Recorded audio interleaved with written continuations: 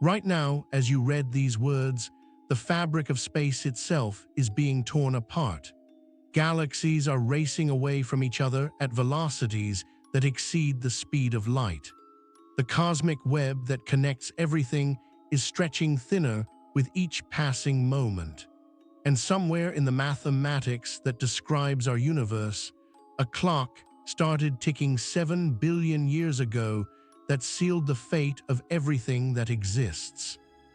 Scientists call it the acceleration of cosmic expansion, but what they discovered when they traced this process backward and forward through time is far more disturbing than a universe simply growing larger.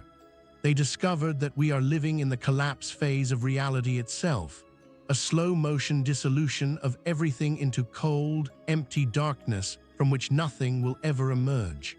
The universe is not just expanding, it is dying, and the death began before Earth existed.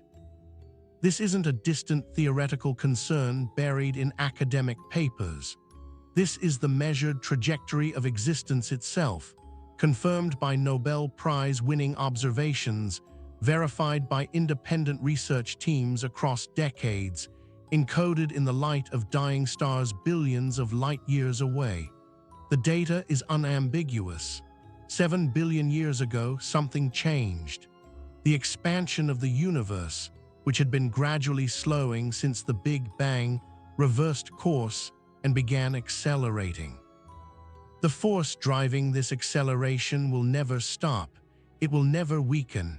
It will continue pushing galaxies apart, then galaxy clusters, then eventually atoms themselves, until nothing remains but isolated particles drifting through an infinite void. If you're ready to see the universe differently, prepare yourself. We begin.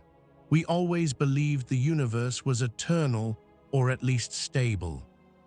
Ancient philosophers imagined a cosmos that had always existed and would always exist, unchanging and permanent.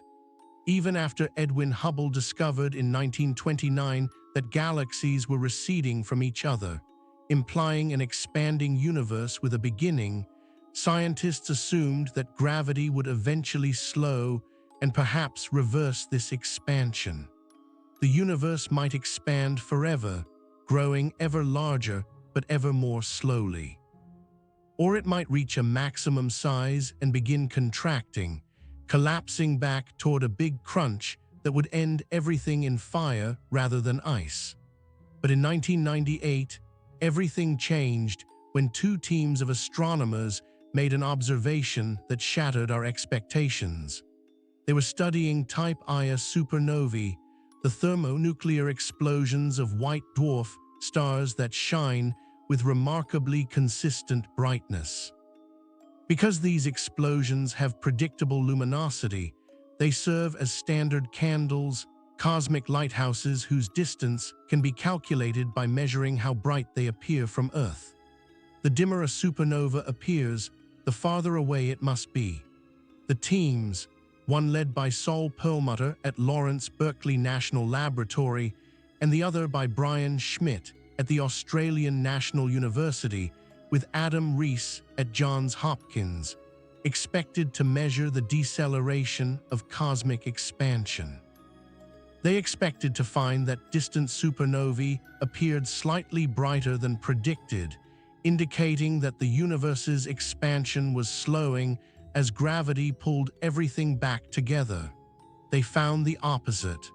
The distant supernovae were dimmer than expected, meaning they were farther away than they should have been if expansion were slowing. The universe was not decelerating, it was accelerating. Something was pushing space apart faster and faster, overwhelming gravity, driving galaxies away from each other with increasing velocity. The discovery earned the 2011 Nobel Prize in Physics. It also revealed the fate of everything that exists. Over the next 2 hours, we will explore what this accelerating expansion means for the future of the cosmos. We will discover the mysterious force driving this acceleration and why physicists remain baffled by its nature after more than 2 decades of investigation. And we will reveal the timeline of cosmic dissolution, the stages through which our universe will pass as it collapses not into density, but into emptiness, not into heat, but into cold, not into something, but into nothing. The end has already begun. Let us understand it. But here's where the mystery deepens into what exactly is driving this cosmic acceleration. The force responsible for accelerating expansion has a name but not an explanation. Scientists call it dark energy, a placeholder term for something they do not understand. Dark energy is not dark in the sense of being black or shadowy. It is dark in the sense of being unknown, invisible, undetectable by any means except its gravitational effects on the largest scales. Dark energy makes up approximately 68% of the total energy content of the universe. This is an astonishing proportion. The ordinary matter that makes up stars, planets, and people constitutes only about 5%. Dark matter, the invisible substance that holds galaxies together, accounts for roughly 27%. Dark energy dominates everything else, shaping the fate of the cosmos while remaining completely mysterious. The simplest explanation for dark energy is the cosmological constant, a term that Albert Einstein added to his equations of general relativity in 1917. Einstein originally introduced the cosmological constant to balance gravity and create a static universe, then abandoned it when Hubble discovered cosmic expansion. He reportedly called it his greatest blunder. But the 1998 discovery of accelerating expansion resurrected the cosmological constant as a potential explanation for dark energy. In this interpretation, dark energy is a property of space itself. Every cubic meter of space contains a tiny amount of energy, so small that it has no measurable effect on local physics, but so pervasive that it dominates the cosmos when summed over astronomical volumes. As space expands, new space is created, and each new cubic meter brings its own dark energy. The total amount of dark energy increases even as the density remains constant, providing an ever-growing push that accelerates expansion. This explanation is mathematically elegant but physically mysterious. Why should empty space contain energy? Where does this energy come from? Quantum field theory predicts that the vacuum should contain energy due to virtual particles flickering in and out of existence, but the predicted value exceeds the observed value by a factor of 10 to the power of 120. This is the largest discrepancy between theory and observation in the history of physics, a mismatch so enormous that it has its own name, the cosmological constant problem. No one knows how to resolve this discrepancy.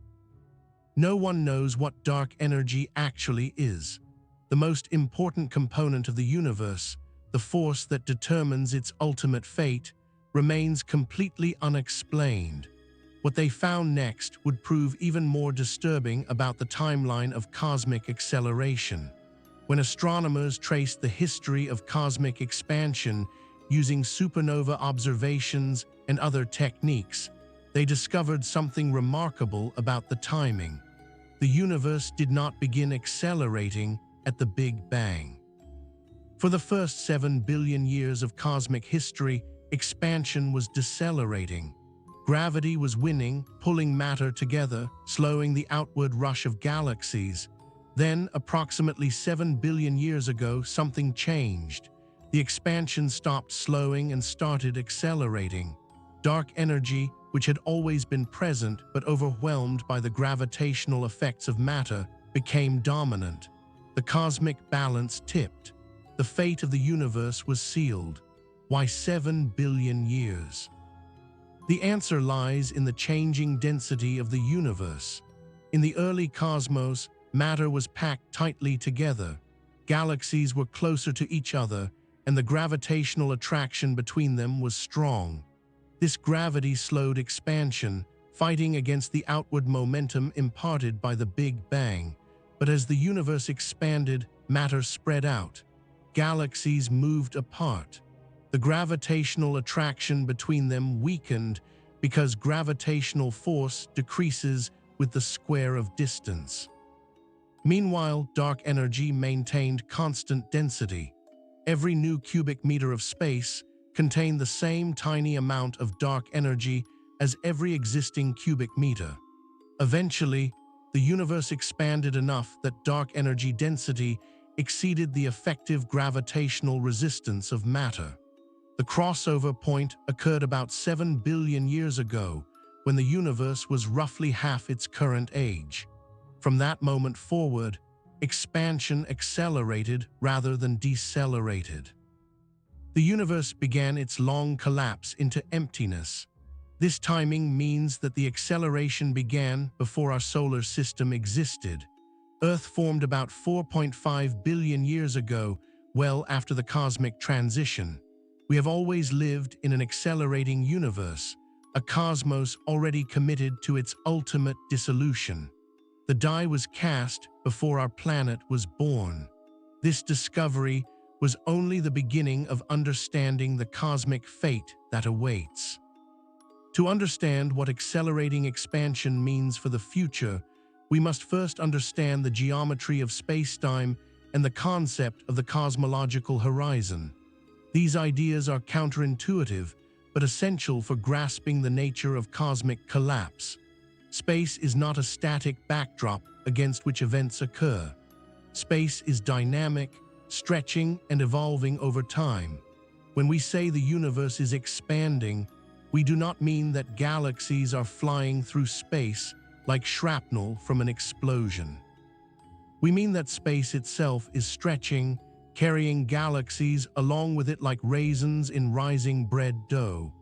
This distinction matters because the expansion of space is not subject to the cosmic speed limit that constrains motion through space. Nothing can travel through space faster than light, but space itself can expand at any rate. At sufficient distances, the expansion of space carries galaxies away from us faster than light can travel between us. These galaxies are beyond our cosmological horizon, the boundary of the observable universe, and light from them will never reach us no matter how long we wait. The cosmological horizon is not a physical barrier. It is a consequence of the expansion rate exceeding the speed of light at great distances. Galaxies beyond the horizon are not destroyed or transformed. They simply become causally disconnected from us, invisible and unreachable, as if they had fallen through an event horizon into a black hole. In a decelerating universe, the cosmological horizon expands faster than space expands. Regions that were once beyond the horizon eventually come into view as light has time to cross the growing distance. The observable universe grows, encompassing ever more galaxies, revealing ever more of cosmic history. In an accelerating universe, the opposite occurs. The cosmological horizon grows slower than space expands. Galaxies that are currently visible will eventually be carried beyond the horizon by accelerating expansion, disappearing from view forever. The observable universe shrinks relative to the total universe, and the amount we can see decreases over time. This is the first stage of cosmic collapse, the disappearance of everything beyond our local group of galaxies. But here's where the mystery deepens into the specific timeline of this isolation. The Milky Way belongs to a cluster of galaxies called the Local Group, which includes the Andromeda Galaxy, the Triangulum Galaxy, and several dozen smaller galaxies gravitationally bound to each other. This gravitational binding is strong enough to resist the expansion of space, at least for now. The galaxies of the local group will remain together even as the rest of the universe recedes beyond the horizon. Current observations suggest that the expansion of space between galaxy clusters is approximately 70 kilometers per second per megaparsec. This means that a galaxy 1 megaparsec away, about 3 million light-years, is receding from us at 70 kilometers per second due to cosmic expansion alone. A galaxy 100 megaparsecs away recedes at 7,000 kilometers per second. A galaxy at sufficient distance recedes faster than light. As expansion accelerates, this recession velocity increases. Galaxies that are currently within our horizon will eventually cross beyond it, their light redshifted into invisibility, their existence erased from our observable universe. The process is gradual, taking billions of years, but it is inexorable. One by one, galaxies will wink out of view like candles extinguished by an invisible hand. In approximately 100 billion years, the acceleration of expansion will have carried every galaxy beyond the local group past our cosmological horizon. An observer at that time, equipped with the most powerful telescope imaginable, would see only the merged remnant of the local group galaxies surrounded by perfect, absolute blackness. The cosmic microwave background radiation, the afterglow of the Big Bang that currently permeates all of space, will have redshifted beyond detection. The evidence that a Big Bang ever occurred will be gone. The light from distant supernovae, the observations that revealed accelerating expansion in the first place, will be absent. A future astronomer would conclude that the universe consisted of a single galaxy surrounded by infinite void, and there would be no evidence to suggest otherwise. The history of the cosmos will have been erased by the very expansion it generated. What they found next would prove even more disturbing about the fate of our own galaxy. Before the universe empties into isolation, however, something dramatic will happen locally. The Andromeda Galaxy is approaching the Milky Way at approximately 110 kilometers per second. Unlike distant galaxies carried apart by expanding space, Andromeda and the Milky Way are close enough that their mutual gravitational attraction overcomes cosmic expansion. They are falling toward each other. In approximately 4.5 billion years, Andromeda will collide with the Milky Way. The collision will not be instantaneous, but will unfold over hundreds of millions of years as the two galaxies pass through each other, separate, fall back together, and eventually merge. The gravitational interaction will distort both galaxies beyond recognition, flinging stars into new orbits, triggering waves of star formation, rearranging the cosmic architecture of our neighborhood. Despite the violence of the collision, individual stars will rarely collide directly. Galaxies are mostly empty space, and the distances between stars are so vast that the two stellar populations will pass through each other like two swarms of bees. But the gravitational reshuffling will change everything. Our solar system might be flung into a new orbit thousands of light years from its current position. It might be ejected entirely, becoming a rogue system wandering through intergalactic space. By the time the merger is complete, perhaps 2 billion years after first contact, the Milky Way and Andromeda will have become a single massive elliptical galaxy. Astronomers have proposed calling this future galaxy Milkomeda or Milkdromeda. Its stars will orbit in random orientations rather than the organized disk structure of spiral galaxies. The supermassive black holes at the centers of both galaxies will eventually merge, releasing enormous energy as gravitational waves ripple through spacetime. The other galaxies of the local group, will eventually fall into this merged remnant. Over tens of billions of years, the entire local group will coalesce into a single gravitationally bound structure. This structure will be the last thing remaining in our observable universe, as accelerating expansion erases everything else. The implications would shake anyone who contemplates them deeply. This merged galaxy, the final refuge of local group matter, will not persist forever. Stars consume fuel. Fusion converts hydrogen to helium, helium to carbon, carbon to heavier elements up to iron. When fuel runs out, stars die, leaving behind white dwarfs, neutron stars, or black holes depending on their mass. The most massive stars burn brightest but briefest, exhausting their fuel in mere millions of years before exploding as supernovae. Medium-mass stars like our Sun live billions of years before swelling into red giants and shedding their outer layers, leaving behind white dwarf remnants. The smallest red dwarf stars burn so slowly that they can live for trillions of years, far longer than the current age of the universe. As time passes, the stellar population of Milkomeda will age. Massive stars will die first, their remnants accumulating as dark cinders in the galactic halo. Medium-mass stars will follow, each death reducing the luminosity of the galaxy. Eventually, only red dwarfs will remain, dim and cool, emitting a faint red glow that diminishes with each passing eon.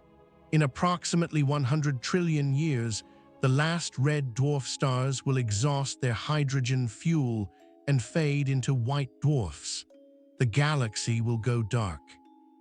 Where billions of stars once burned, only cooling remnants will drift through space, white dwarfs slowly radiating away their residual heat, neutron stars spinning down to immobility, black holes waiting silently in the darkness. This is the end of the stelliferous era, the age of stars. The universe will have spent perhaps 100 trillion years producing starlight, a cosmic eye blink compared to what comes next. But here's where the mystery deepens into the even stranger phases of cosmic evolution. The degenerate era follows the stelliferous era, a period dominated by the remnants of dead stars. White dwarfs will cool over billions of years, fading from white to yellow, to red, to invisible infrared, eventually approaching the temperature of the cosmic microwave background. These black dwarfs, as they will be called, will be solid spheres of crystallized carbon and oxygen, cold and dark, persisting through unimaginable spans of time. The timescales involved defy comprehension.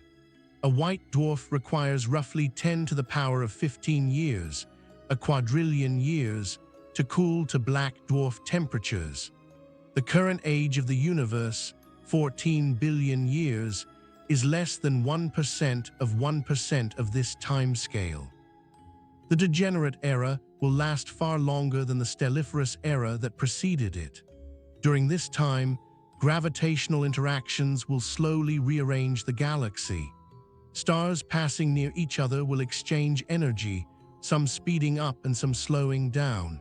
Occasionally, these interactions will give a star enough velocity to escape the galaxy entirely, drifting off into intergalactic space as a rogue remnant. More often, stars will lose energy and sink toward the galactic center. Over roughly 10 to the power of 19 years, gravitational dynamics will have ejected most of the galaxy's mass, while concentrating the remainder around the central supermassive black hole. The black hole will consume anything that falls into it, growing slowly as the galaxy feeds its stellar remnants. Eventually, most of the galactic mass will either have escaped into intergalactic space or fallen into the central black hole. The black hole era will begin when black holes dominate the mass budget of the universe. The escaped stellar remnants will drift alone through empty space, separated by unimaginable distances, essentially unable to interact with anything. The central black holes, having consumed what they could reach, will sit in isolation, slowly evaporating through Hawking radiation. This discovery was only the beginning of understanding the true longevity of black holes. Hawking radiation is a quantum mechanical process by which black holes gradually lose mass and energy. The mechanism involves the creation of virtual particle pairs near the event horizon. Normally, such pairs would annihilate each other almost instantly, but near a black hole, one particle can fall through the event horizon while the other escapes. The escaping particle carries away energy, and energy is equivalent to mass, so the black hole loses mass with each such event. The process is extraordinarily slow. A black hole with the mass of the Sun would require roughly 10 to the power of 67 years to evaporate completely through Hawking radiation. A supermassive black hole with billions of solar masses would require 10 to the power of 100 years or more. These timescales make the current age of the universe seem infinitesimally brief. But eventually, even the largest black holes will evaporate. The final moments of a black hole's existence are violent. As the black hole shrinks, its temperature increases and Hawking radiation intensifies. In the last fraction of a second, the remaining mass converts entirely to radiation in a final flash of energy. Then the black hole is gone, leaving behind only the radiation it emitted. When the last black hole evaporates, the universe will enter its final phase, the dark era. Nothing will remain except scattered particles drifting through infinite void. Electrons, positrons, photons, and neutrinos at essentially zero temperature, separated by distances so vast that interactions become essentially impossible. The universe will have achieved maximum entropy, a state of perfect equilibrium from which no further change can occur. This is heat death, the ultimate fate of a universe dominated by dark energy. Not a bang but a whimper, not fire but ice. Not collapse into density, but expansion into emptiness. The cosmos will not end in drama, but in silence, a silence that stretches across timescales that have no meaning because nothing happens to mark the passage of time. What they found next would prove even more disturbing about whether this fate is truly inevitable. Some physicists have proposed alternatives to eternal expansion and heat death. These alternatives depend on the nature of dark energy, which remains poorly understood. If dark energy is not a cosmological constant, but a dynamic field that can change over time, the fate of the universe might be different. One possibility is the Big Rip. In this scenario, dark energy grows stronger over time rather than maintaining constant density. The acceleration of expansion increases without limit, eventually overwhelming all forces that hold matter together. First, galaxy clusters are torn apart as expansion overcomes gravity on the largest scales. Then individual galaxies are disrupted, then star systems, then planets, then atoms themselves as expansion overwhelms electromagnetic and nuclear forces. Finally, even atomic nuclei are ripped apart, and the universe ends in a catastrophic shredding of matter at every scale. The Big Rip would occur in finite time if dark energy has the right properties, perhaps in as little as 20 billion years, depending on the model. The end would be dramatic rather than drawn out, a cosmic apocalypse rather than a slow fade into darkness. Another possibility is that dark energy eventually reverses sign, becoming gravitationally attractive rather than repulsive. In this case, expansion would slow, stop, and reverse. The universe would begin contracting, galaxies falling toward each other, space shrinking as the cosmos collapses toward a big crunch. The end would resemble the Big Bang run in reverse, all matter and energy compressed into a singularity from which nothing could escape. Some versions of this scenario propose that the Big Crunch might trigger a new Big Bang, a cosmic bounce that creates a new universe from the ashes of the old. This cyclical cosmology would mean that our universe is one of an infinite series, each lasting perhaps 100 billion years before collapsing and rebirthing. Time would be eternal even though individual universes are finite. Current observations favor the cosmological constant interpretation of dark energy, suggesting that acceleration will continue forever and heat death is the most likely outcome. But the observations are not precise enough to rule out alternatives. The nature of dark energy might change on timescales we have not yet observed. The fate of the universe remains uncertain, decided by physics we do not yet understand. But here's where the mystery deepens into what this means for existence itself. Whether the universe ends in heat death, Big Rip, or Big Crunch, the end is coming. The cosmos is not eternal and unchanging. It had a beginning and will have an end. The particular form of that end matters less than the certainty that it will occur. This knowledge is relatively new. For most of human history, people assumed the universe was permanent.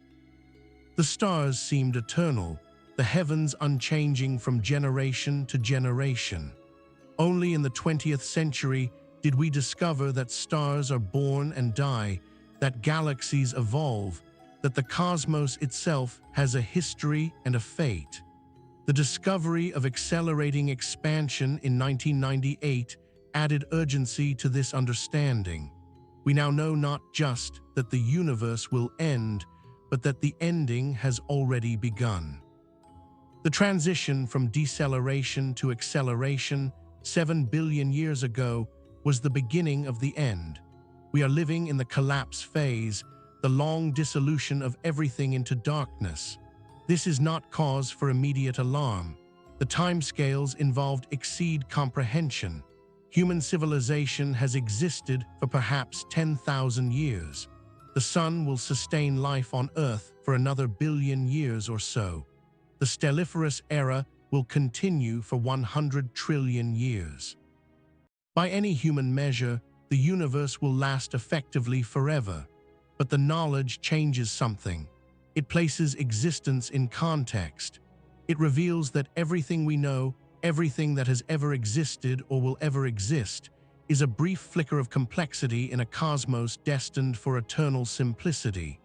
The galaxies, the stars, the planets, the life forms, the civilizations, all of it is temporary, a transient arrangement of matter and energy that will eventually dissolve into uniform darkness.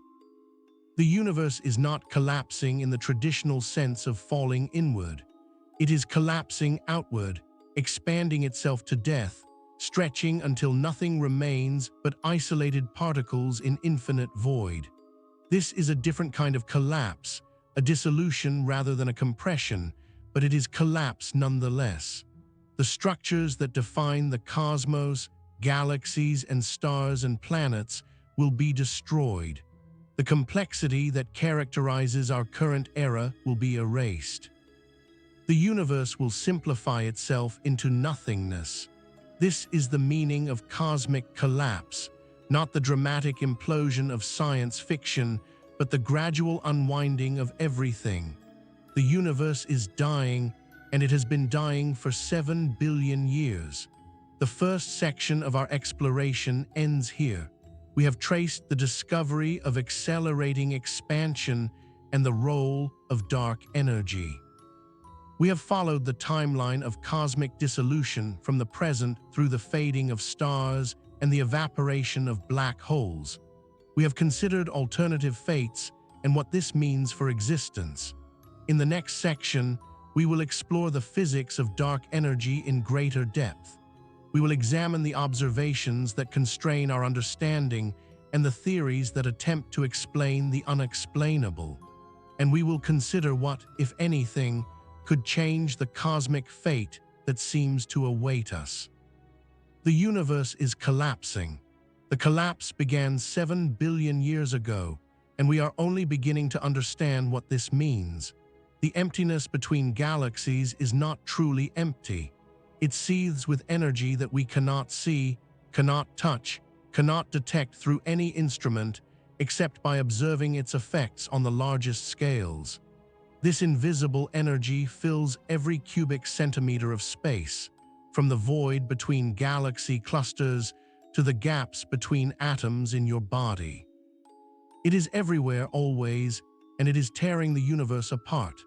Dark energy is the name we give to our ignorance. The term sounds scientific, suggesting that researchers understand what they are discussing, but the opposite is true. We know that something is accelerating cosmic expansion. We know that this something behaves approximately like a cosmological constant, maintaining steady density as space expands. We know that it constitutes roughly 68% of the universe's total energy budget. Beyond these basic facts, we know almost nothing. The mystery of dark energy is not a minor puzzle at the edges of physics. It is a gaping hole at the center of our understanding of reality. The dominant component of the universe, the force that determines cosmic fate, remains completely unexplained after more than 2 decades of intensive research. Thousands of papers have been written. Dozens of theories have been proposed. None has achieved consensus acceptance. Dark energy remains as mysterious today as when it was discovered in 1998. This failure of explanation is itself remarkable. Physics has successfully explained phenomena ranging from the behavior of subatomic particles to the evolution of stars. The Standard Model of Particle Physics describes the fundamental forces and particles with exquisite precision. General relativity describes gravity with accuracy verified to many decimal places. Yet when these theories are applied to dark energy, they produce predictions that fail spectacularly. The most famous failure is the cosmological constant problem, the mismatch between theoretical predictions and observed reality that exceeds 120 orders of magnitude. Quantum field theory predicts that the vacuum of space should contain energy from virtual particle fluctuations. When physicists calculate how much energy these fluctuations should contribute, they obtain a value roughly 10 to the power of 120 times larger than the observed dark energy density. This is not a small discrepancy. This is the largest disagreement between theory and observation in the history of science.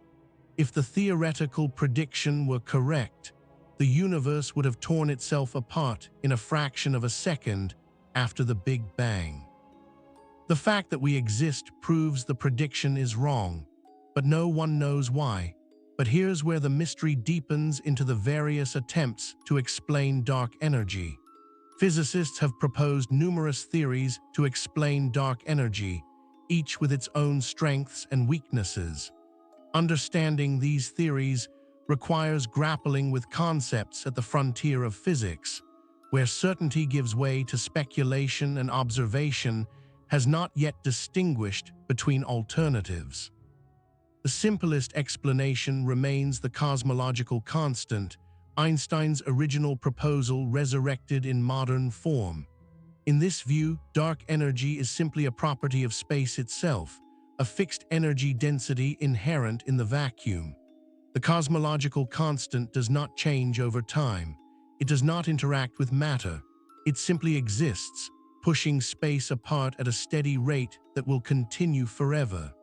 The cosmological constant is mathematically elegant, but physically unsatisfying. It provides no explanation for why the vacuum energy has the particular value it does, neither zero, as naive expectations might suggest, nor the enormous value that quantum field theory predicts.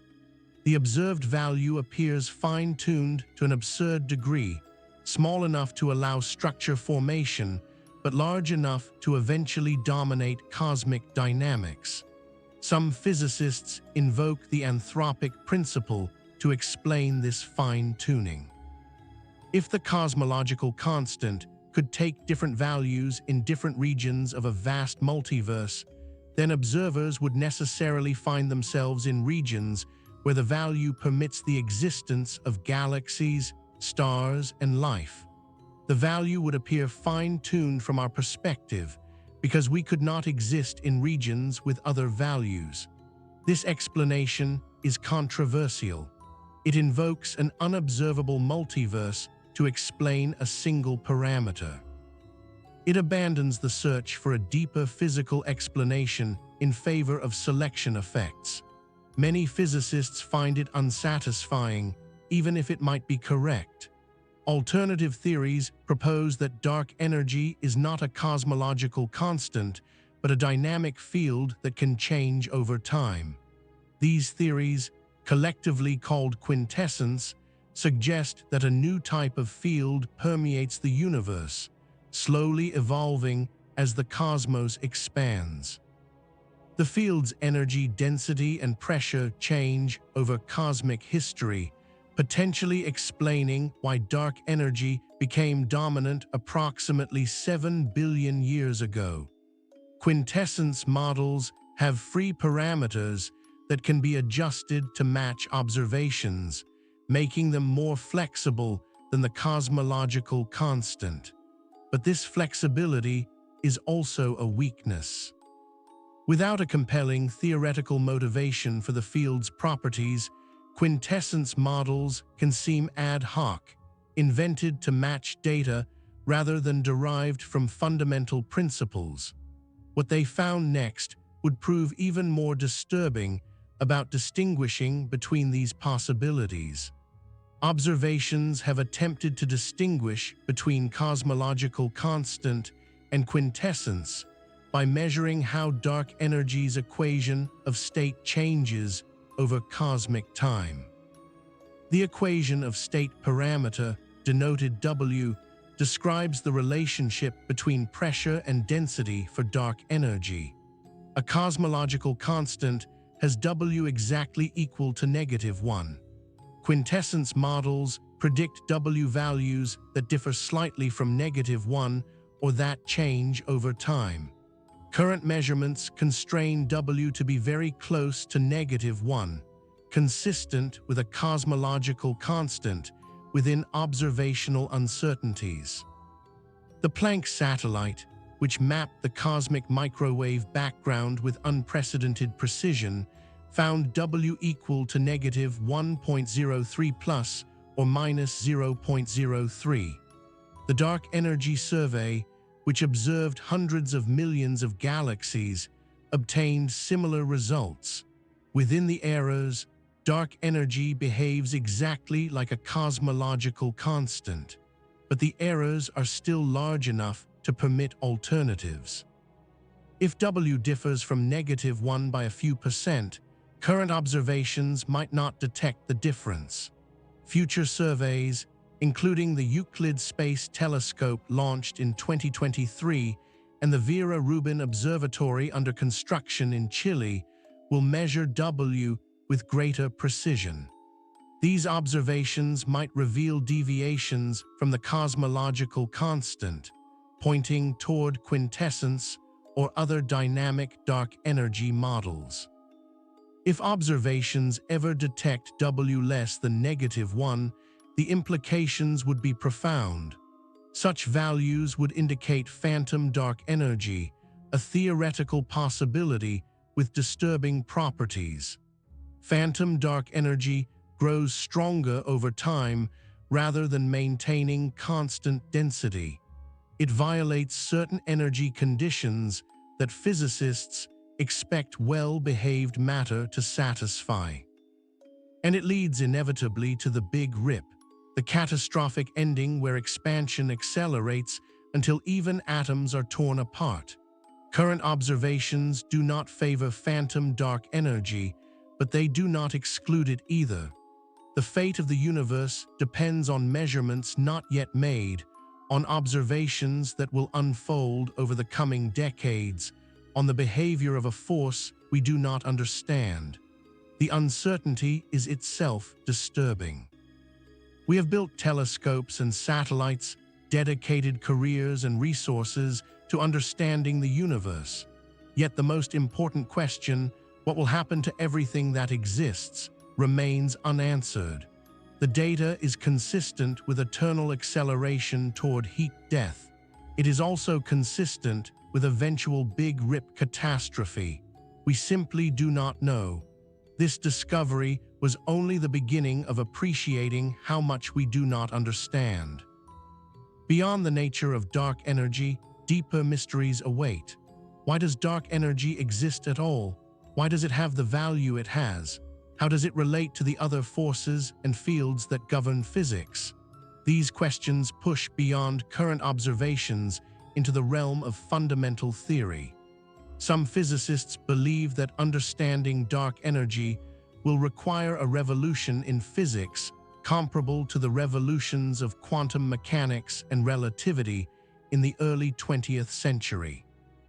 The current framework, combining quantum field theory with general relativity, has proven extraordinarily successful for most purposes, but it clearly fails for dark energy, producing predictions that miss reality by 120 orders of magnitude.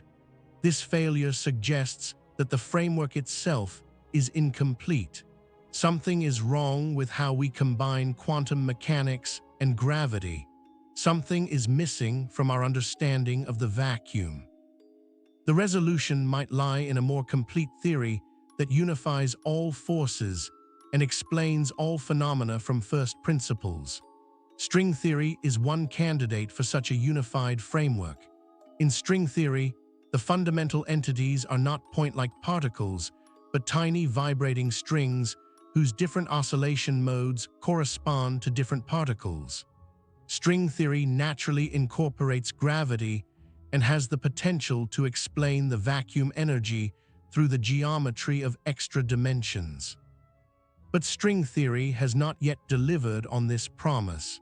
The theory admits an enormous number of possible solutions, perhaps 10 to the power of 500 different configurations of the extra dimensions, each leading to different low-energy physics. This landscape of possibilities is too vast to search exhaustively. Finding the particular solution that matches our universe, if one exists, has proven impossible so far. Other approaches to quantum gravity, including loop quantum gravity and causal set theory, have also failed to explain dark energy convincingly. The problem remains unsolved despite decades of effort by the world's best theoretical physicists. Dark energy sits at the intersection of quantum mechanics, gravity, and cosmology, exactly where our theoretical understanding is weakest. But here's where the mystery deepens into the observational evidence that constrains our theories. The evidence for accelerating expansion comes from multiple independent observations that agree with remarkable consistency.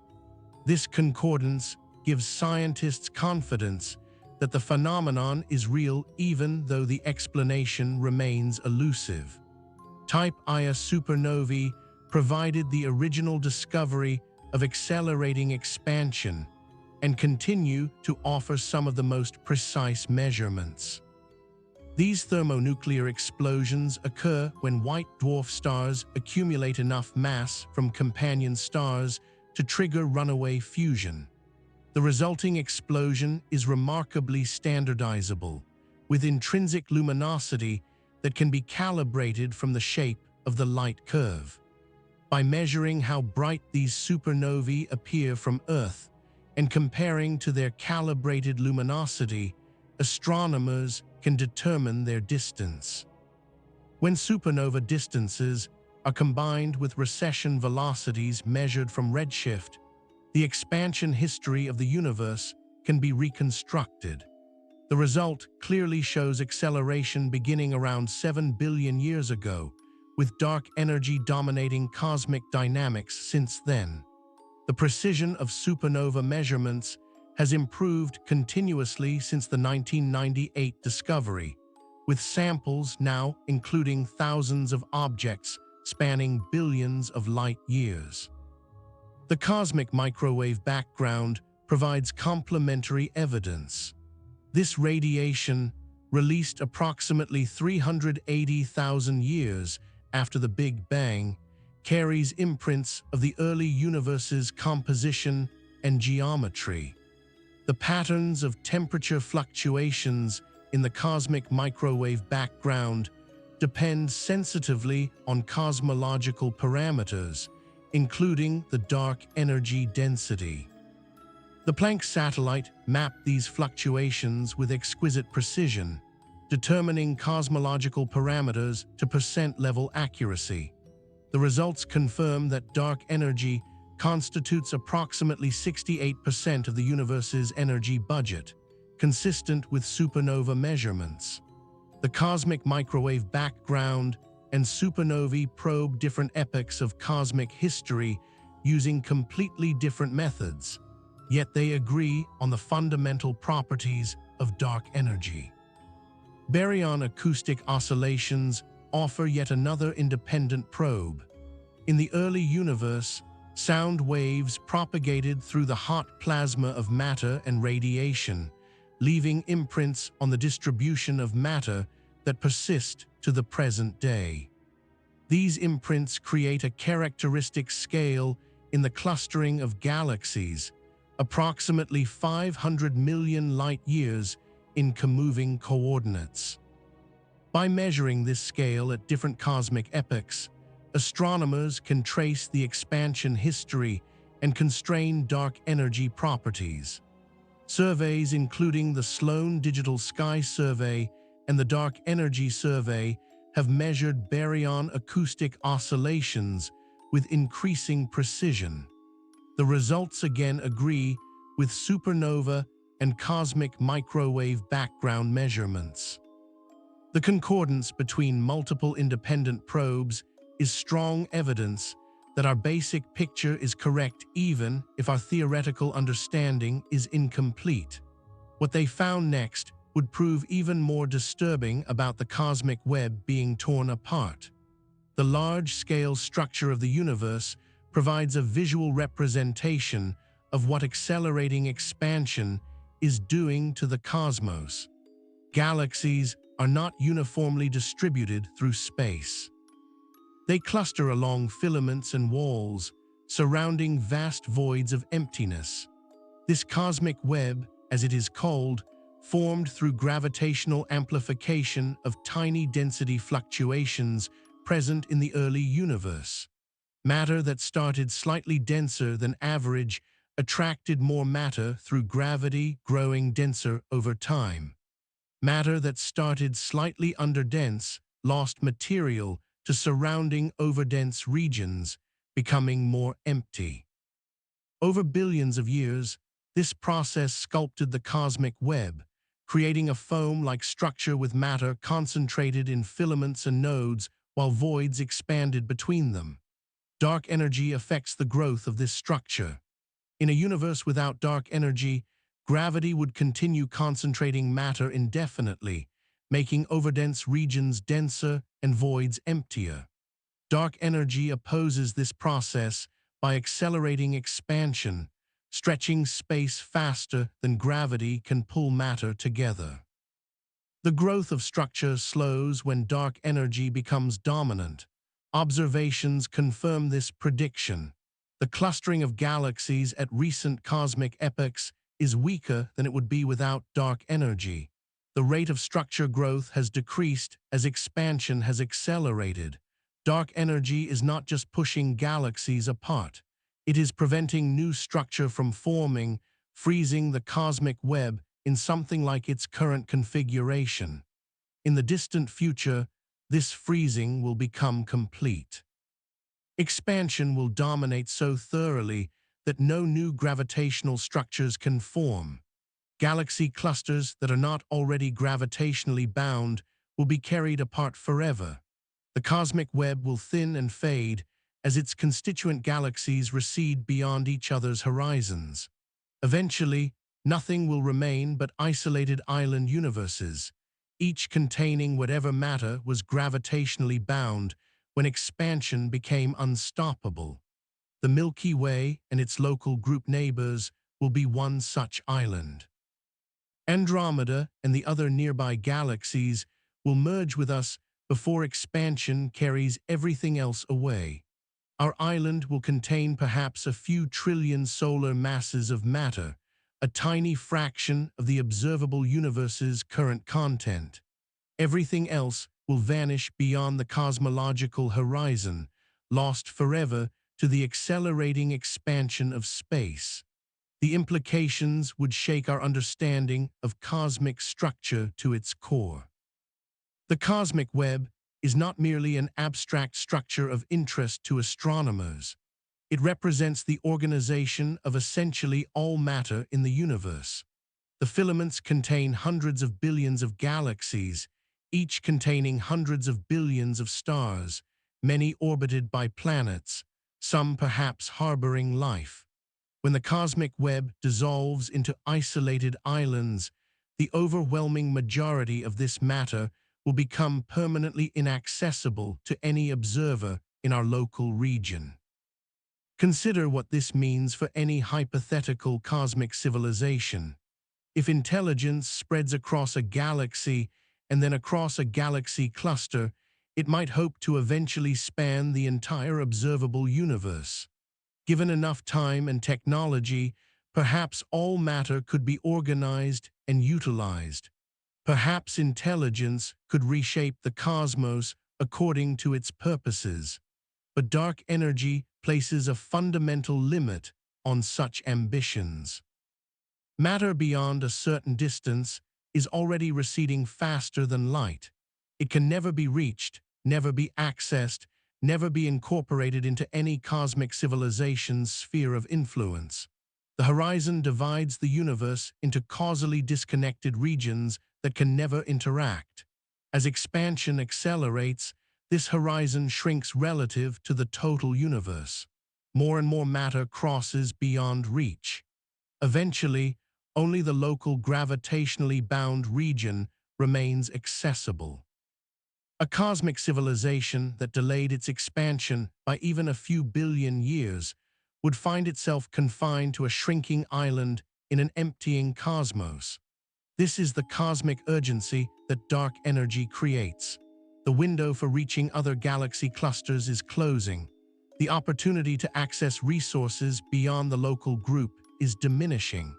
Whatever intelligent beings might do with the matter of the universe, they must do it relatively soon on cosmic timescales, or the matter will be gone forever. Of course, a few billion years is not urgent by any human standard. Civilization has existed for 10,000 years. We have not even left our own planet in any permanent sense. The cosmic window is not closing tomorrow, but it is closing, and the acceleration ensures that it will never reopen. But here's where the mystery deepens into the thermodynamic implications of eternal expansion. Dark energy does not merely push matter apart. It affects the fundamental thermodynamics of the universe, determining how energy can be used and transformed over cosmic time. In any isolated system, entropy tends to increase. Useful energy converts to waste heat. Order dissolves into disorder. This is the second law of thermodynamics, one of the most fundamental principles in physics. The universe as a whole obeys this law, gradually increasing in entropy from the low entropy state of the Big Bang toward the high entropy state of heat death. Dark energy accelerates this process in a subtle way. By stretching space and diluting matter, it reduces the opportunities for energy extraction and entropy production. Stars convert nuclear binding energy into starlight, increasing entropy as they shine. But when stars die and no new stars form, this entropy production ceases. Black holes consume matter and emit Hawking radiation, increasing entropy as they evaporate.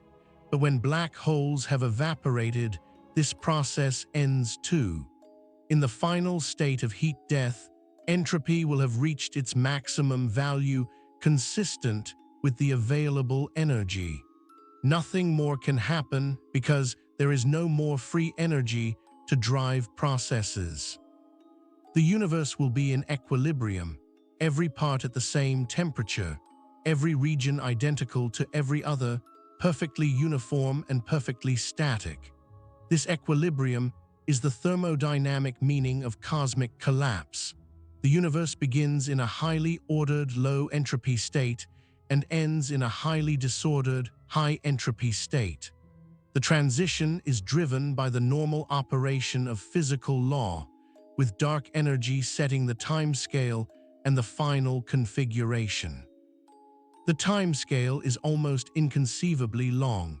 Current estimates suggest that the universe will reach maximum entropy in something like 10 to the power of 10 to the power of 120 years. This number is so large that it cannot be written in ordinary notation. It exceeds the number of particles in the observable universe by an incomprehensible margin. For all practical purposes, it is forever, but physics does not care about practical purposes. Given enough time, any possible transition will occur. Given enough time, even the most improbable fluctuations will happen. And given enough time, the universe will reach equilibrium and cease to evolve. What they found next would prove even more disturbing about what might occur in that equilibrium. Some physicists have speculated about what might happen in the extreme far future after the universe has reached apparent heat death. These speculations push beyond established physics into pure theory, but they raise fascinating and disturbing possibilities.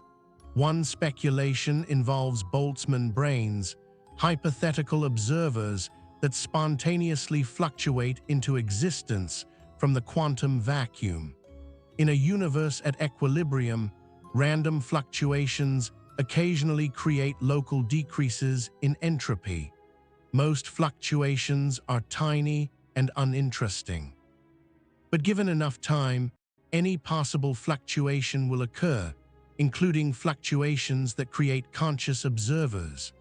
A Boltzmann brain would be a minimal observer, a brain complete with false memories of a past that never happened, existing for just long enough to have a moment of experience before dissolving back into chaos. Such entities would be overwhelmingly more common than observers who evolved through normal processes, simply because they require so much less improbable entropy decrease. If Boltzmann brains are possible, and if the universe lasts long enough, the vast majority of all observers throughout cosmic history would be Boltzmann brains rather than evolved beings like us. This creates a philosophical puzzle. If we are typical observers, we should expect to be Boltzmann brains. But Boltzmann brains have random, false memories and perceptions. We seem to have consistent, reliable experiences of a coherent universe. Either we are very atypical observers, or something prevents Boltzmann brains from dominating the cosmic census. Some cosmologists argue that this puzzle constrains the far future of the universe. Perhaps the universe does not last long enough for Boltzmann brain production to dominate. Perhaps something destroys the universe before equilibrium, such as a big rip or vacuum decay. Perhaps the physics of fluctuations in the far future differs from our current understanding. The Boltzmann brain puzzle is not settled science. It is a speculative concern at the frontier of physics and philosophy, but it illustrates how dark energy and eternal expansion lead to strange and disturbing conclusions when followed to their logical endpoints. This discovery was only the beginning of exploring the far future of reality. Another speculation involves vacuum decay, a process by which the universe might end suddenly rather than fading slowly into heat death. The current vacuum of space might not be the lowest energy state available. It might be a metastable false vacuum, temporarily stable but vulnerable to decay into a true vacuum of lower energy. If the vacuum can decay, the decay would begin at a single point and spread outward at the speed of light. The boundary of the true vacuum region, called a bubble wall, would release enormous energy as it expands. Anything the bubble wall touches would be destroyed instantly, not merely killed, but converted into the new vacuum state without time for any experience of destruction. We could not see the bubble coming. The wall moves at light speed, so light from the approaching wall arrives at the same moment as the wall itself. One moment, the universe would appear normal.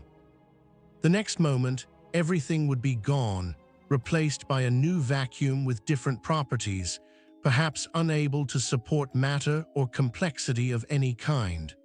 The probability of vacuum decay is unknown. It might be negligible, with the current vacuum being absolutely stable. It might be non-negligible but slow, with the expected decay time exceeding the time to heat death. It might be imminent, with a bubble already racing toward us across billions of light years, invisible until the instant of annihilation. Dark energy affects vacuum decay calculations in ways that are not fully understood.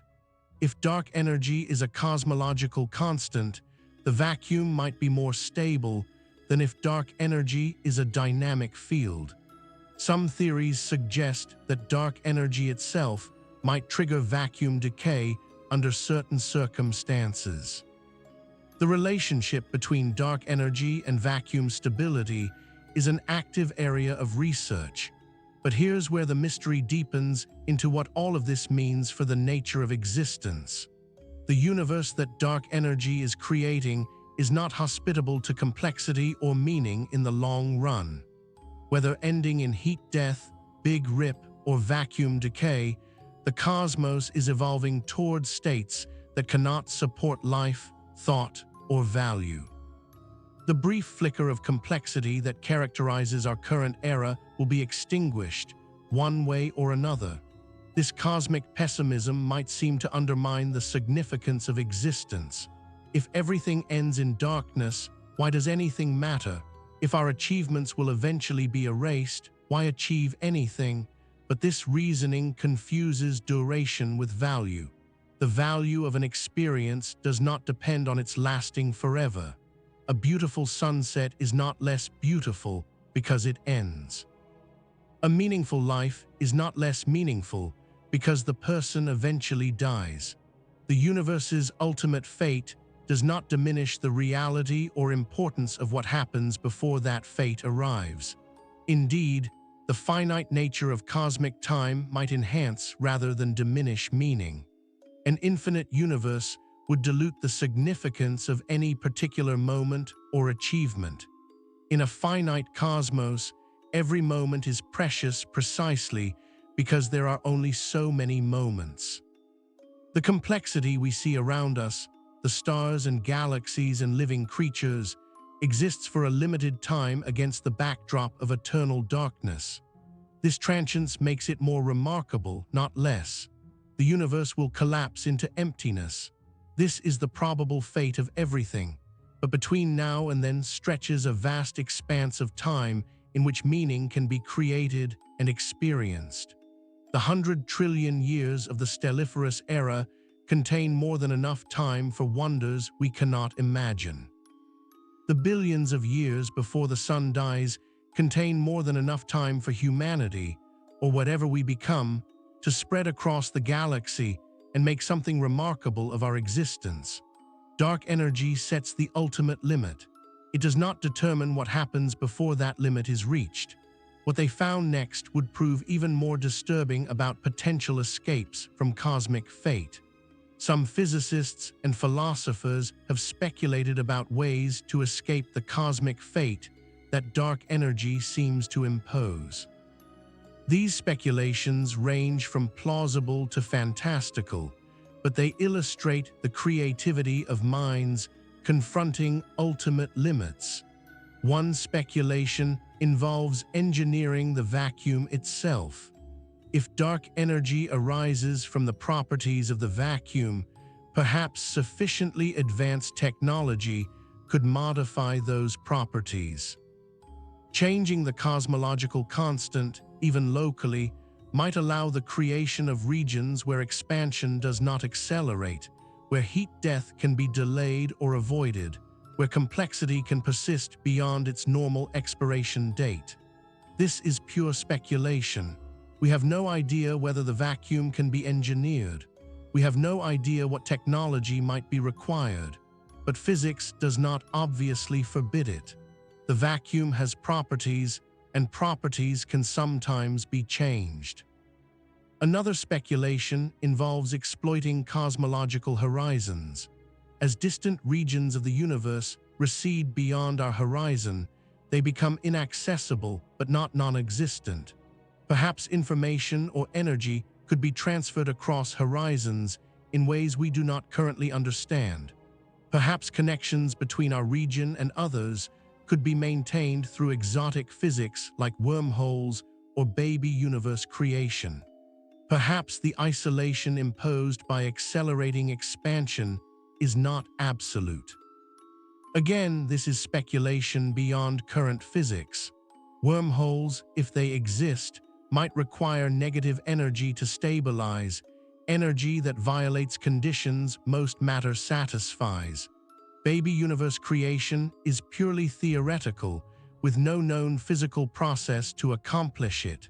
But the history of physics includes many phenomena once thought impossible that later proved real. Dismissing these possibilities entirely seems premature. A third speculation involves transcending physical reality altogether. If consciousness can be understood as information processing, and if information can be encoded in progressively more efficient substrates, perhaps minds could persist indefinitely by continuously optimizing their implementation. As the universe cools and resources become scarce, intelligence might adapt, running slower and slower as available energy diminishes, but never quite stopping. This scenario, explored by physicist Freeman Dyson and others, faces challenges from quantum mechanics and the eventual exhaustion of all free energy, but it illustrates the ingenuity of minds contemplating cosmic limits. The universe may impose constraints, but intelligent beings excel at finding loopholes. The implications would shake our understanding of what might be possible. None of these speculations is likely to be correct in detail. They are thought experiments, explorations of possibility space, not predictions of what will actually happen. But they serve a purpose. They remind us that the future is not fixed. Physical law constrains what is possible, but does not determine what will be chosen within those constraints. Dark energy tells us the rules of the game. It does not tell us how the game will be played. The universe is collapsing toward heat death, but between now and then lies an immense frontier of possibility. What intelligent beings do with that frontier is not determined by cosmology. The second section of our exploration ends here. We have examined the nature of dark energy and the theories that attempt to explain it.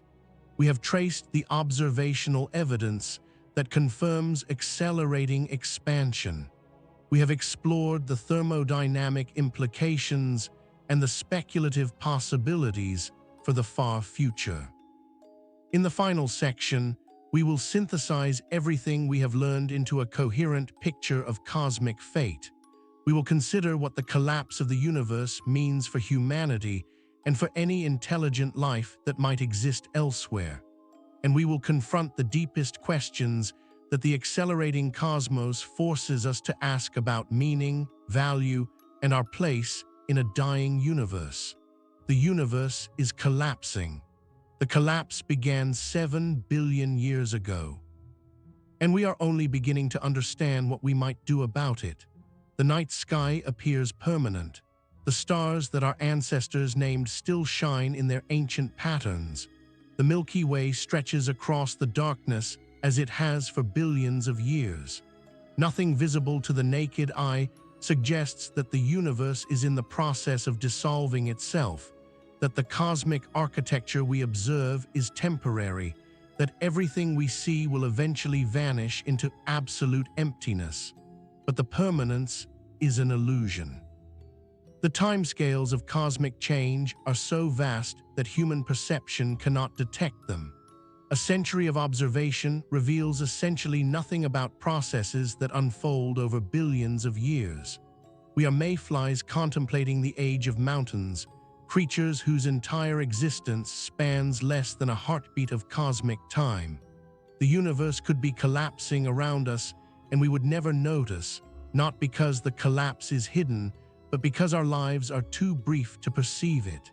Yet we have perceived it. Through instruments and mathematics, through careful observation and rigorous theory, we have discovered what our senses could never reveal. The universe is accelerating toward emptiness.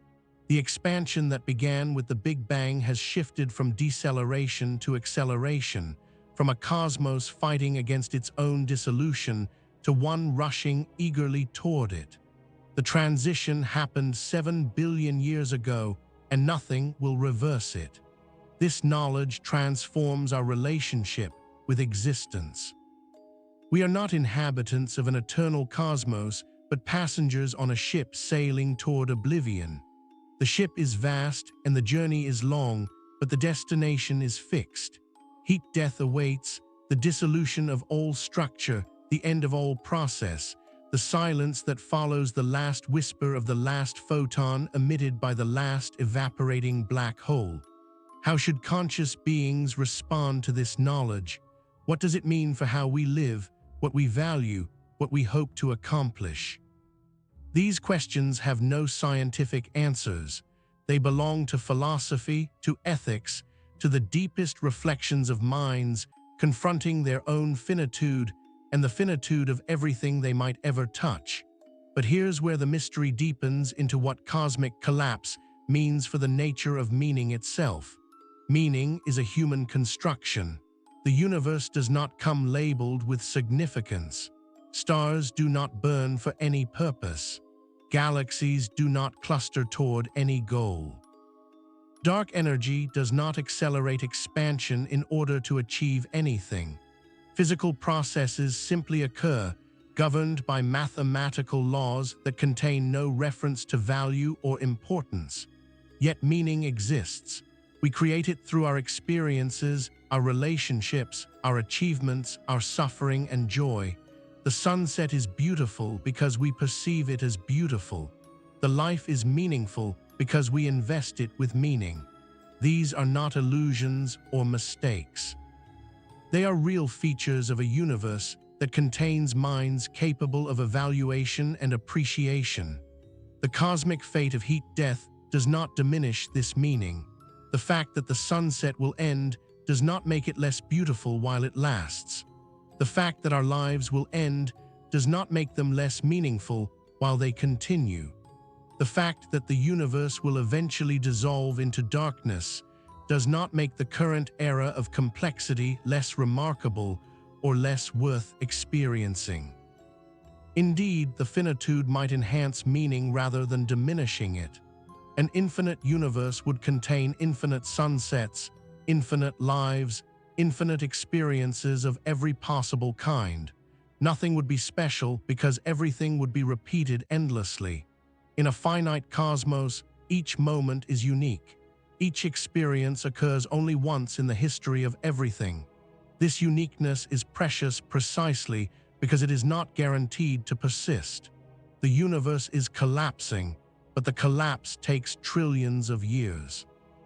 Between now and heat death lies more time than has passed since the Big Bang, more time than the age of stars and galaxies, more time than any process we can meaningfully contemplate. Within this immense span, meaning can be created and experienced on scales that dwarf anything humanity has yet achieved. What they found next would prove even more disturbing about the window of opportunity that remains. The stelliferous era, the age of stars, will last approximately 100 trillion years. This is roughly 10,000 times longer than the current age of the universe. During this time, new stars will continue to form from the gas and dust scattered through galaxies. Some of these stars will have planets. Some of those planets will have conditions suitable for life. The cosmic story is far from over. Within our own galaxy, the sun will continue shining for another 5 billion years before swelling into a red giant and consuming the inner planets. Long before that, perhaps in only a billion years, the increasing solar luminosity will render Earth uninhabitable, evaporating the oceans and sterilizing the surface. But a billion years is an immense span of time. Humanity has existed for perhaps 300,000 years. Civilization has existed for perhaps 10,000 years. A billion years contains time for developments we cannot imagine. If humanity survives and spreads beyond Earth, the timescales become even more generous. The galaxy contains hundreds of billions of stars, many with planetary systems, some potentially habitable. Colonizing even a small fraction of these systems would ensure the survival of intelligence far beyond any single stellar lifetime. The death of the sun would be a local tragedy, not an extinction. As the stelliferous era progresses, the character of the galaxy will change. Massive stars will burn out first, their brief lives lasting only millions of years. Medium-mass stars like the Sun will follow, their billions of years eventually expiring. By the time the stelliferous era ends, only red dwarf stars will remain, dim and cool, burning their hydrogen fuel with miserly efficiency. Red dwarfs are the most common stars in the galaxy, comprising perhaps 75% of all stellar objects. They are also the longest-lived, with theoretical lifetimes exceeding 10 trillion years for the smallest examples. A civilization that established itself around red dwarf stars could persist far longer than one dependent on sun-like stars. The final refuges of starlight will be these dim red embers, surrounded by whatever life and intelligence has adapted to their conditions. This discovery was only the beginning of understanding the deep future of intelligence. The survival of intelligence into the deep future raises fascinating questions about the nature of mind and the limits of adaptation. How would conscious beings change as the universe changes around them? What forms might intelligence take in environments radically different from anything that exists today? In the stelliferous era, intelligence might spread across the galaxy, establishing itself around countless stars, developing technologies and cultures we cannot anticipate. The diversity of minds across such a civilization would exceed anything in human experience. Billions of years of separate evolution on thousands of worlds would produce intelligence in forms we might not recognize as kindred. As stars begin dying, intelligence would need to adapt. Energy sources would become scarcer. The comfortable conditions of sun-like stars would give way to the dim glow of red dwarfs. Civilizations might migrate toward the remaining stars, concentrating in regions where energy could still be extracted. Competition for resources might intensify, or cooperation might become essential for survival. When the last stars die, intelligence would face its greatest challenge. Without starlight, energy would need to come from other sources. Black holes offer one possibility. Matter falling into black holes releases energy through friction and gravitational effects. A civilization that could harvest this energy might persist long after the stars have gone dark. The physicist Freeman Dyson speculated about how intelligence might survive in a cooling universe. He proposed that conscious beings could reduce their energy consumption by slowing their thought processes, thinking at ever lower rates as available energy diminishes. An immortal mind might persist indefinitely by asymptotically approaching zero activity, experiencing infinite subjective time while consuming finite energy. This speculation faces challenges from quantum mechanics, which imposes minimum energy requirements on any information processing system. But it illustrates the creativity of minds contemplating cosmic limits. The universe imposes constraints, but constraints are not the same as impossibilities.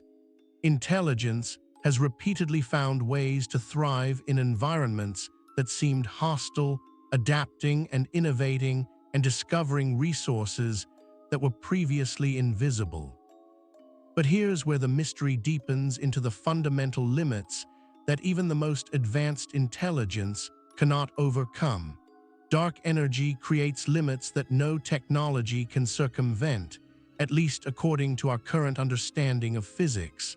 The cosmological horizon divides the universe into causally disconnected regions. Matter beyond the horizon is receding faster than light and can never be reached. As expansion accelerates, the horizon shrinks relative to the total universe. More and more matter becomes permanently inaccessible. This is not a technological limitation, but a physical one. No amount of cleverness can allow faster than light travel if the laws of physics forbid it. No amount of energy can retrieve matter that has crossed the cosmological horizon. The horizon is not a barrier to be overcome, but a fundamental feature of space-time in an accelerating universe. This means that any intelligence, no matter how advanced, will eventually be confined to whatever region of space was gravitationally bound when acceleration became dominant. For us, that region is the local group of galaxies, a collection containing perhaps a few trillion solar masses of matter. Everything else in the universe will eventually vanish beyond the horizon, lost forever. A few trillion solar masses sounds like a lot, and it is by human standards. It contains enough matter to sustain star formation and intelligence for trillions of years. But it is a tiny fraction of the observable universe, which contains roughly 2 trillion galaxies and something like 10 to the power of 80 particles. The overwhelming majority of cosmic matter will become permanently inaccessible, unavailable for any purpose, lost to the accelerating expansion of space. This is the ultimate scarcity that dark energy imposes. Not scarcity of time, which stretches into the trillions of years. Not scarcity of energy, which remains available in various forms throughout the stelliferous era and beyond. But scarcity of matter, of the raw material from which everything is made.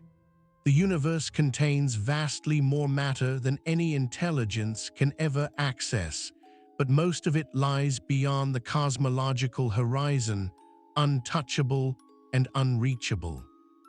What they found next would prove even more disturbing about the psychological implications of cosmic finitude. How should conscious beings respond emotionally to the knowledge of cosmic collapse? This is not a scientific question, but a psychological and philosophical one. Different minds might respond differently, and no response is objectively correct. But the question deserves consideration. One response is despair. If everything ends in darkness, if all achievements are eventually erased, if nothing we do persists into the infinite future, then perhaps nothing matters. The effort seems futile, the struggle pointless, the whole enterprise of existence a cruel joke told by an indifferent universe. This response, while understandable, rests on a mistake. It assumes that meaning requires permanence, that value depends on eternal duration, that significance is measured by how long something lasts rather than by what it is. But these assumptions are not obviously correct. The mayfly's day is not meaningless because it ends at sunset. The flower's beauty is not illusory because it wilts within a week. Transience and value are not opposites. Another response is denial. Perhaps the cosmic fate is uncertain. Perhaps dark energy will behave differently than expected. Perhaps new physics will be discovered that changes the picture entirely. Perhaps we should not worry about events trillions of years in the future when we face immediate challenges here and now. This response contains some truth. The far future is uncertain, and current physics might be incomplete, but denial is not the same as healthy uncertainty. The evidence for accelerating expansion is strong, confirmed by multiple independent observations.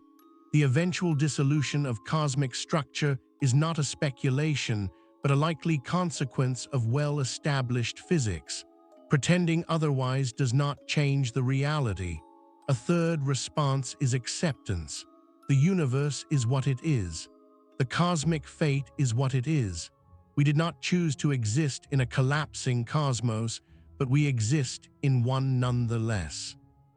Accepting this reality, fully and without reservation, allows us to focus on what we can affect rather than lamenting what we cannot change. Acceptance is not the same as passive resignation. One can accept the ultimate fate while working vigorously to make the journey as meaningful as possible. The fact that we will die does not prevent us from living fully. The fact that the universe will die does not prevent us from making something remarkable of the time that remains. The implications would shake anyone who contemplates them deeply. A fourth response is gratitude. The universe could have been otherwise.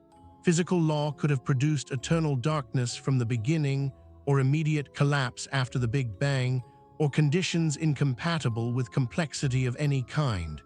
Instead, physical law produced stars and galaxies and planets and life, a cosmos that generated conscious beings capable of wondering about their own existence.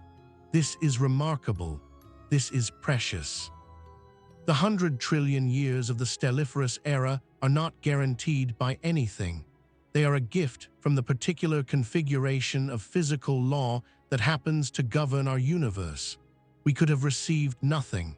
Instead, we received everything that exists, for as long as it exists, in all its staggering complexity and beauty. Gratitude does not require a giver. One can be grateful for a sunrise without believing that someone arranged it for our benefit. The gratitude is directed not at a person, but at the situation, at the sheer improbable fact that anything exists at all, that the cosmos is structured in ways that permit complexity and consciousness, that we are here to experience it. But here's where the mystery deepens into what cosmic collapse reveals about the nature of existence. The universe is not designed for our benefit. Dark energy cares nothing for life or intelligence or meaning. Physical law operates without purpose, producing whatever outcomes its mathematics dictates. The cosmos is indifferent to our existence in the deepest possible sense. Yet here we are. Against the backdrop of cosmic indifference, consciousness has emerged. Against the certainty of eventual dissolution, meaning has been created. Against the silence of the void, minds have begun to speak. This is not nothing. This is extraordinary. The indifference of the universe makes consciousness more remarkable, not less. If the cosmos were designed for our benefit, our existence would be expected, even obligatory. In an indifferent cosmos, our existence is contingent, improbable, a flicker of complexity that might never have occurred. We are not guaranteed. We are not necessary. We simply are for now, for as long as the conditions that permit us continue to hold. This contingency is the source of both our vulnerability and our value. We could be extinguished at any moment by cosmic processes that would not notice our absence. Yet while we exist, we participate in something unprecedented, matter becoming aware of itself, the universe contemplating its own nature, existence wondering about existence. The diamond planets and neutron stars and black holes that fill the cosmos do not know they exist. They persist through eons without experience, without awareness, without meaning. Only in minds does meaning arise. Only through consciousness does the universe become something rather than merely occur. We are that consciousness. We are the universe knowing itself. When we contemplate dark energy and cosmic fate, we are the cosmos contemplating its own future. This is our role in the grand scheme, not to persist forever, but to be the means by which existence understands itself during the brief window when understanding is possible. What they found next would prove even more disturbing about the rarity of this window. The window for consciousness in the universe is short by cosmic standards. Before stars formed, the universe was too hot and too uniform for life. After stars die, the universe will be too cold and too empty for complexity. The stelliferous era, the 100 trillion years during which stars shine, is the only epoch when conditions favor the emergence and persistence of minds. Even within the stelliferous era, not all moments are equal. The very early universe lacked heavy elements needed for rocky planets and organic chemistry. The very late stelliferous era will see diminishing star formation and increasing stellar death.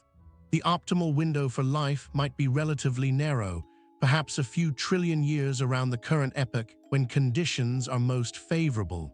We exist during this optimal window. This is not coincidence.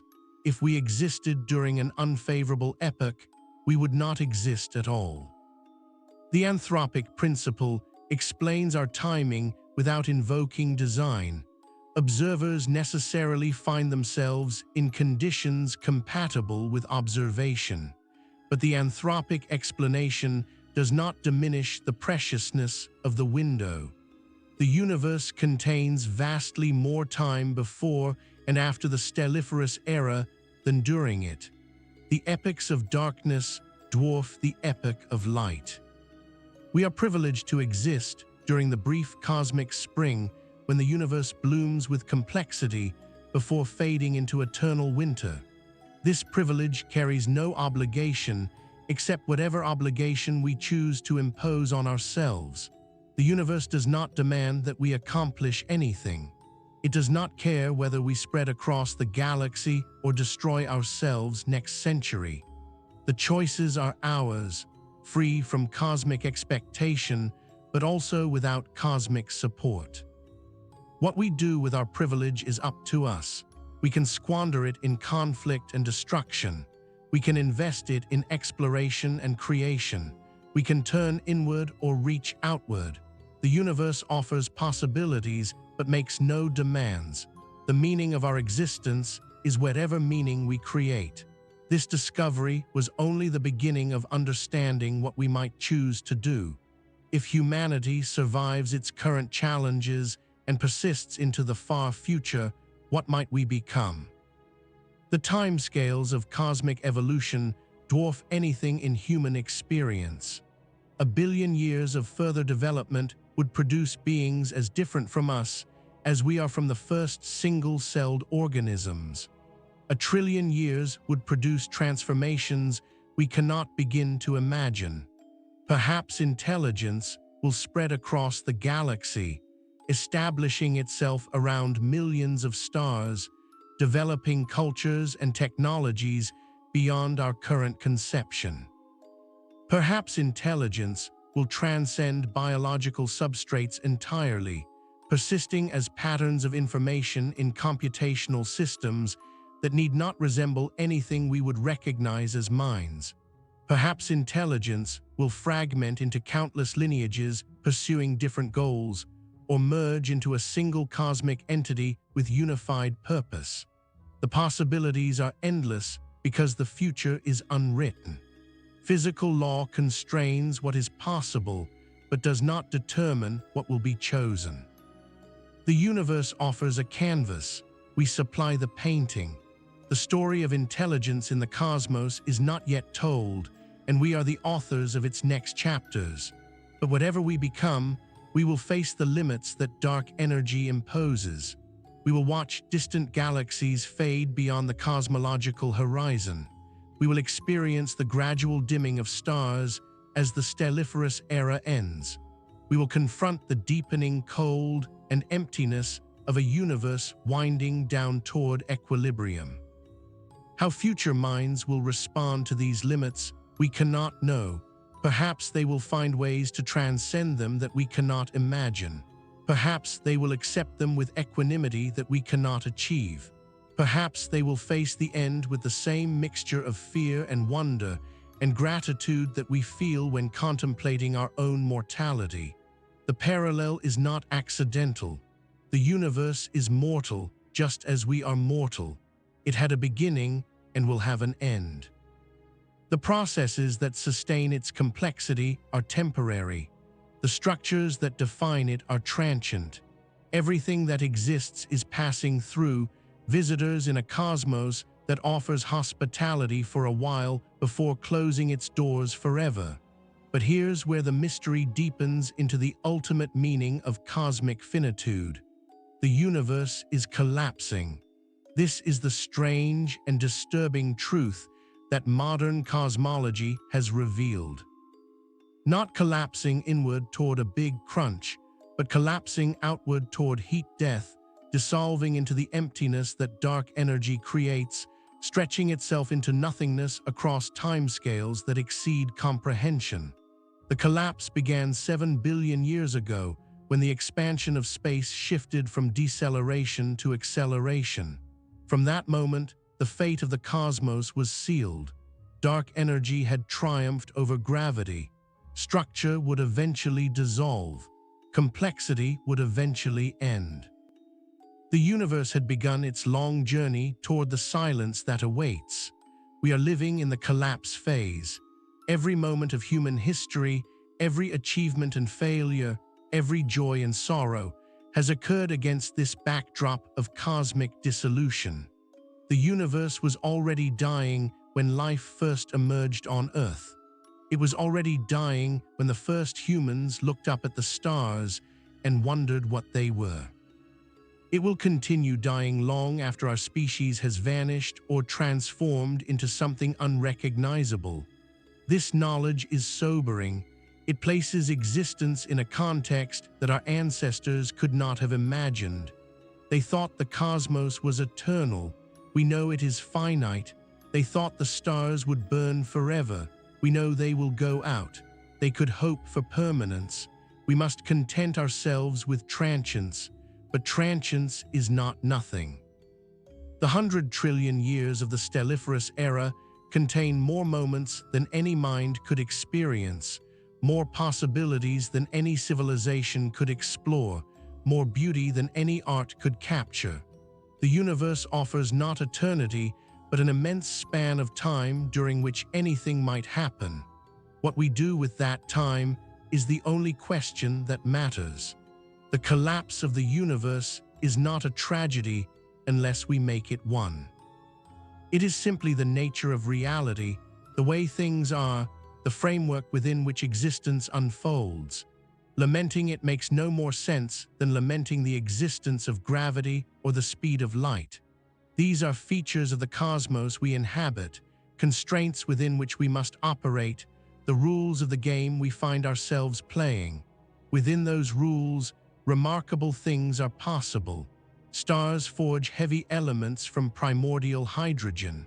Planets coalesce from the debris of stellar explosions. Life emerges from the chemistry of warm little ponds or hydrothermal vents. Intelligence develops the capacity to understand its own origins and contemplate its own fate. These are not small achievements. These are miracles of organization and complexity, patterns in the cosmic fabric that exist for a while before unraveling. We are among those patterns. We are temporary structures in a temporary universe, minds that flicker briefly before dissolving back into the matter from which we arose. But while we flicker, we see, we understand, we wonder, we love. We create meaning in a cosmos that offers none by default. This is the human condition, and perhaps the condition of any conscious being anywhere in the universe. To exist for a while in a cosmos that does not care about our existence. To create value in a context that provides no guarantee of value.